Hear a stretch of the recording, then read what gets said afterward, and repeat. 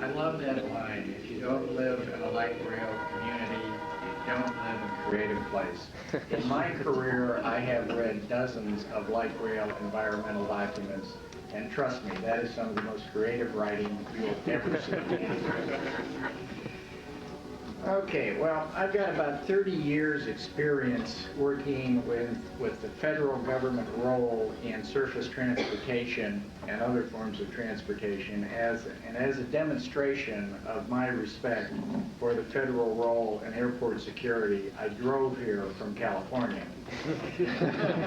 And coming up I-15, 35, pardon me, a couple days ago, passing through the municipality of Albert Lea, about 100 miles south of here, I noticed a billboard on the side of the road for the Spam Museum. Now, some of you are a little bit younger, so I should explain, this is not a museum which has a collection of websites that are advertising fake Rolexes, drugs from Canada that are really coming from Bangladesh, or enlargement of body parts that you don't even have. Spam, I confess to explain, as a canned food product. And I have a bit of history here because my uncle, to the day he died, loved to kid his wife, his then girlfriend, who in 1945 was sending him Spam when he was on Okinawa. Okay, well, what I really liked about the sign was the tagline. Visit the Spam Museum. So much more than just meat.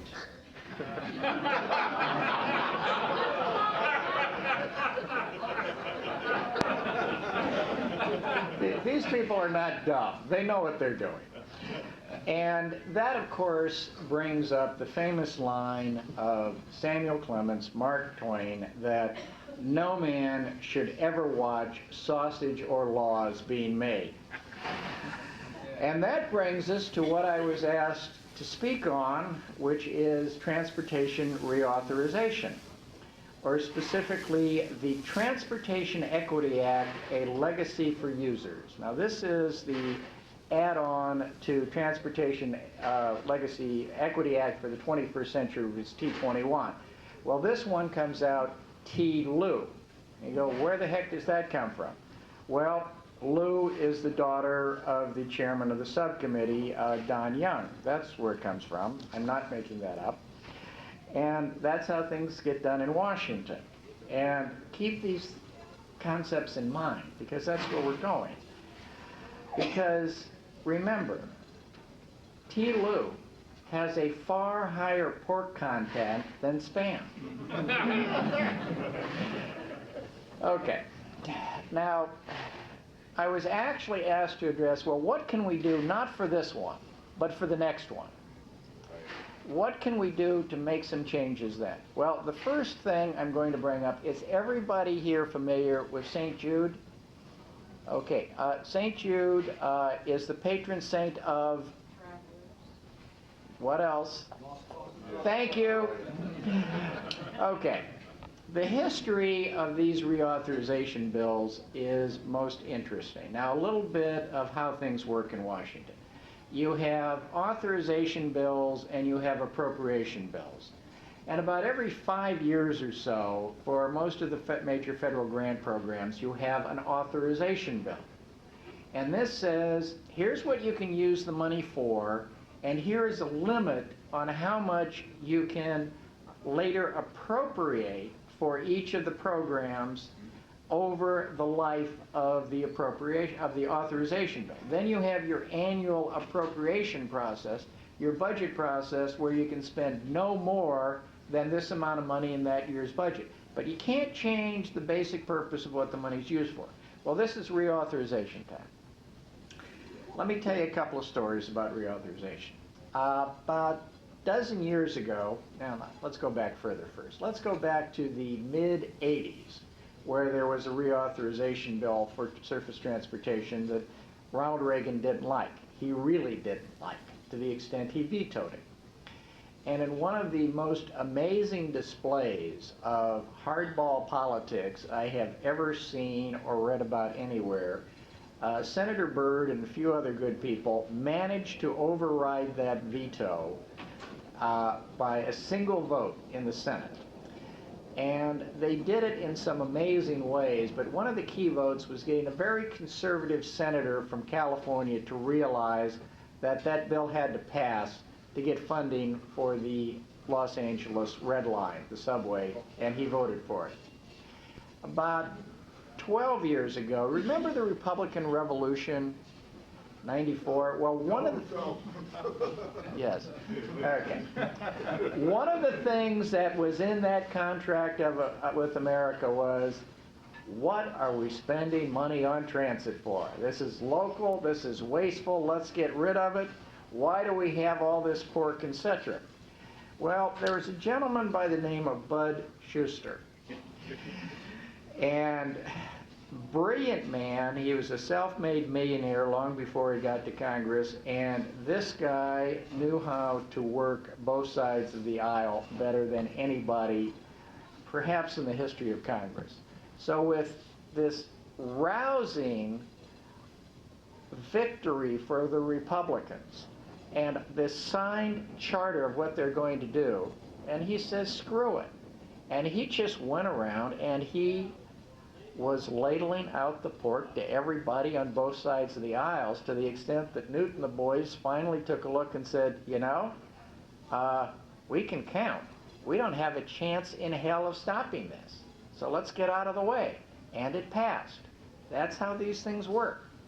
Okay, well, what can we do? Well, let's give it a couple tries. First of all, the current one, T21, was actually signed into law on June 9th, 1998. June 9th, 1998, for the period October 1st, 1997 to September 30th, 2003. Okay, what does that tell you? Well, first of all, it took the better part of a year after it went into effect to get passed. Well, these things take a while. Second, in the old days, going back a few cycles, these were 5 years. They figured out, what the heck, it's taken so damn long, let's make it 6. But it expired in 2003. That is the current bill. That is the current law. Why? Well, we're currently on our 6th extension.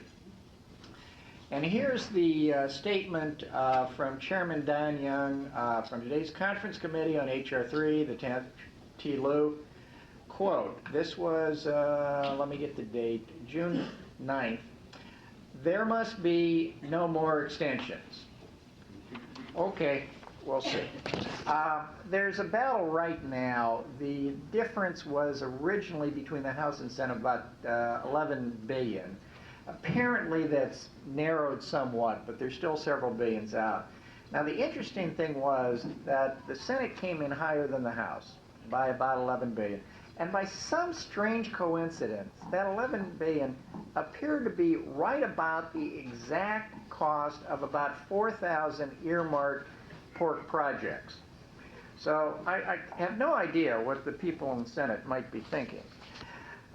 So that's what we're dealing with here. Now, we still have a possibility that President Bush has laid down the law very, very strongly, said he is going to go this far and that's it.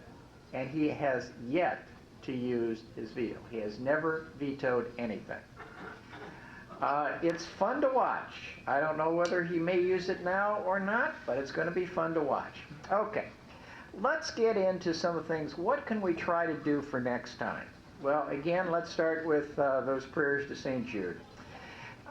What we have at the current time is a metric for cost effectiveness that was changed about 3-4 years ago. It used to be cost per new passenger, marginal cost per marginal rider, technically. And this is, what is the cost for every new person who gets on a bus or a train or whatever. And it was changed, and now it's marginal cost per user benefit. What does that mean? Don't feel bad if you don't know. No one else does either. Why did they make the change? Well, I was at several seminars that were put on by the FDA on this, and at the first one of the senior people in planning was asked that question, why did you make the change? Says, well, everybody kept coming up and saying it costs less to buy a new Chevy, Cadillac, Rolls-Royce space shuttle than this light rail line. I'm not kidding about the space shuttle. I actually did the calculation for a rail line that was not built, one of two in history, where the full funding grant agreement was actually not taken up for the Red Line East Side. And one of the alternatives had a taxpayer subsidy per passenger mile, not per passenger, but per passenger mile added of $298. And I kept trying to figure out what costs that much in terms of transportation. Chauffeur-driven Rolls won't do it. Chauffeur-driven helicopter wouldn't do it. I started looking at the space shuttle. I mean, it's like $700 million per flight. Yeah, but they stay up there 7 days with 7 people, and they're doing 17,000 miles an hour.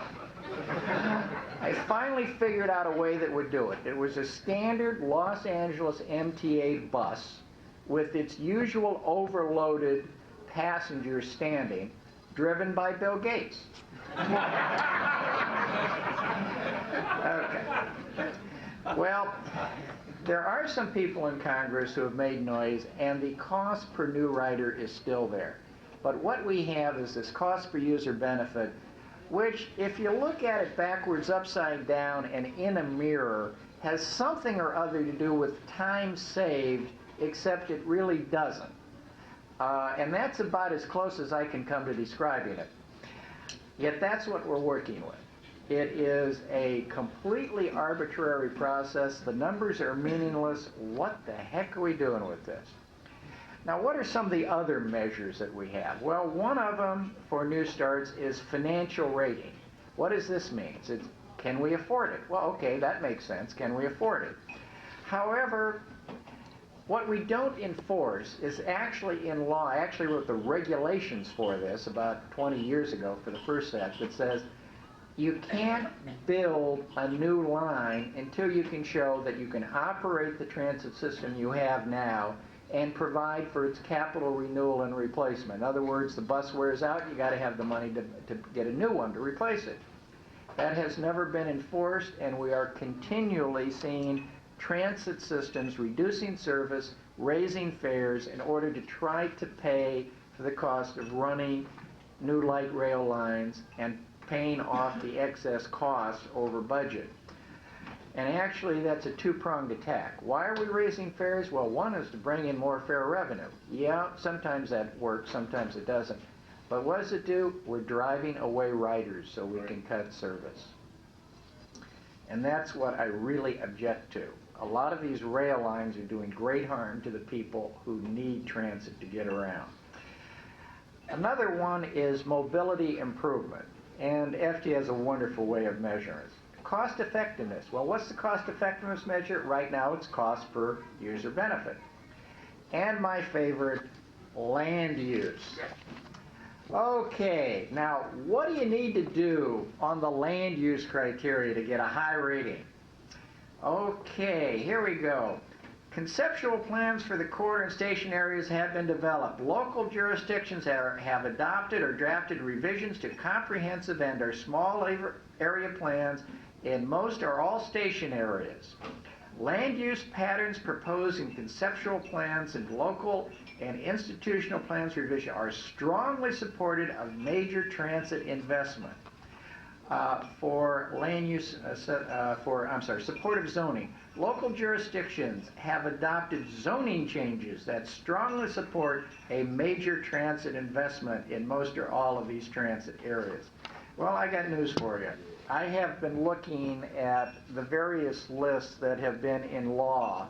At one time, there were 15 different characteristics of the non-financial, the non-transportation things, everything from economic development to air quality, etc.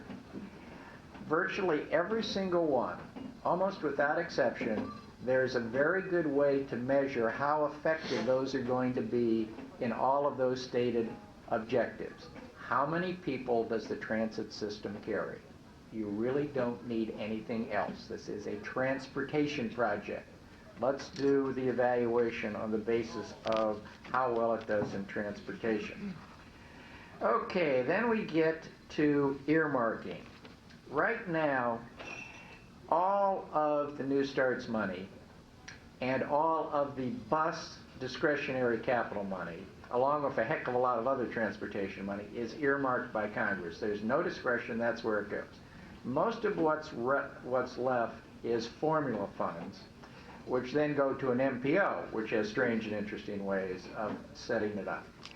Now, here's my plan on how we're going to change earmarking and go into real competition. I would like each and every person in this room to go home and get elected to Congress. Now, those of you who are not currently U.S. citizens, it'll take you a little while longer, generally at least 5 years to get your citizenship. But if you're an age where you can serve in the armed forces, we can cut that down to 2 years, and that might be important. Okay.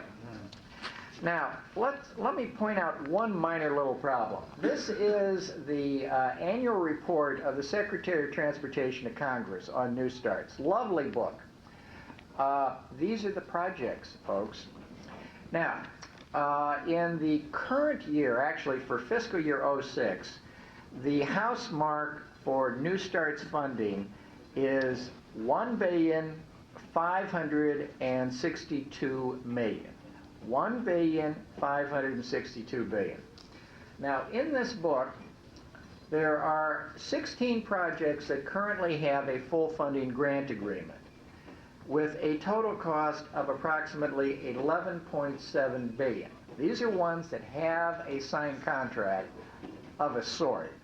It's enforceable by the federal government. It's not enforceable if you're the local agency.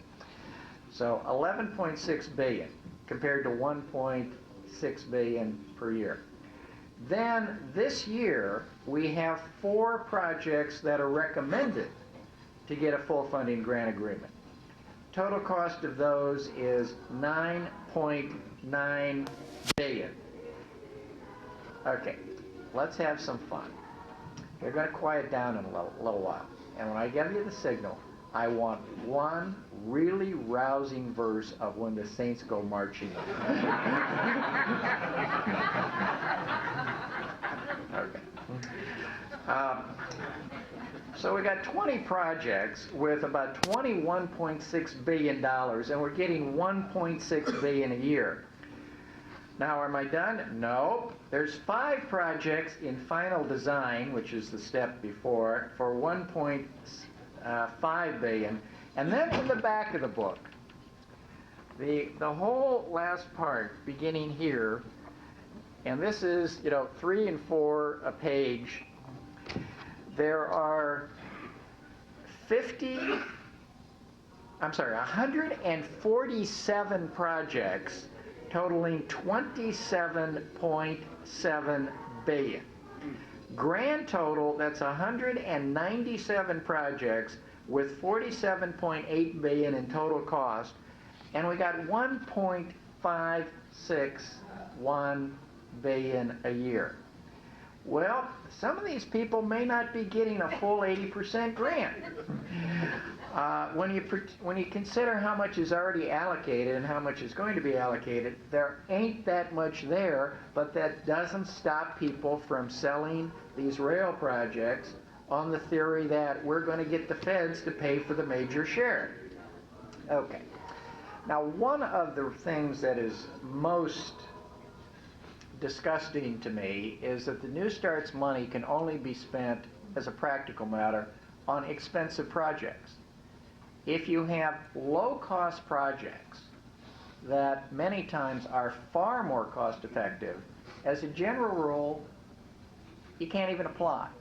For example, the most successful thing that the Los Angeles County Metropolitan Transportation Authority, which is anybody who's been here before knows is one of my all-time favorite agencies, has ever done is called Rapid Bus. And for a corridor cost, which MTA reported at $195,000 per mile, $195,000 per mile. The red line was over $300 million per mile. For $195,000 per mile, on the Wilshire corridor alone, they saw a 40% increase in ridership to over 90,000 a day. And now the buses in that corridor are carrying more than any light rail line in the U.S. Not only that, the beauty of this was it sped up the buses. So you got more round trips out of each bus each day, which meant that your operating costs were going down. I did the calculations, and I swear the fare revenue increase from the extra passengers was higher than the increase in the operating costs. But you can't get federal money for that project. It's not a corridor that's eligible for New Start. One thing as a financial person, the federal methodology discounts the capital cost. It's kind of like a mortgage. If you have a 30-year life on a mortgage at 7%, which is the current mandate, then you're going to be paying about 8.1% of the face value of the mortgage every year. Now, if you multiply that times 30, it comes out a little bit higher than 100%. And that's the way it works because it reflects the public sector investment in the capital. Now, the problem with this is very simple.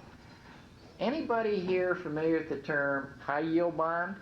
How about junk bond, which is the popular name? Well, why do junk bonds have a higher yield? Because they are riskier. You know, there are some transit projects that are riskier than others. If you are expanding a bus system and your capital cost is going out and buying 5 buses, well, you've got about $2 million, give or take a nickel. And if that doesn't work, then what are you going to do with that? Well, most likely the next time you're replacing buses, you'll just buy 5 less. What's your risk? Pretty small. Now, if it works, you can add another 5 and try something different on another new line and do it incrementally. You don't have to make the major investment all at once. There's a lot of other things here. Low cost, other uses for the capital, and increments, however, are among the most important, so that bus expansions are low risk. And therefore, in classic economic and capital budgeting, should have a lower interest rate. Now, you look at a rail line. First of all, you've got to make an investment of several $100 million before you know anything, before you get any feedback in the sense that somebody's going to get on it or not. If it's a failure, there is not much you can do with that investment in your rail line. You might be able to sell the rail vehicles to somebody. You might be able to take certain components, but if you're digging a hole in the ground, these are hard to sell. Now, if you're from Cincinnati, you may be familiar with the last American subway that got started and then was not finished. They sold the bonds, they used it all up, they dug the hole, they ran out of money, and the city fathers and mothers just said, okay, that's it, we're cutting the project. The tunnel's still there. Now, so if any of you in a town are at a place that's looking at a subway, tell them to go to Cincinnati and see if they can get a deal on the whole.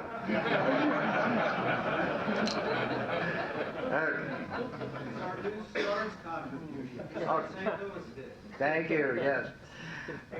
We need 5 miles. How long is this? About 80 years.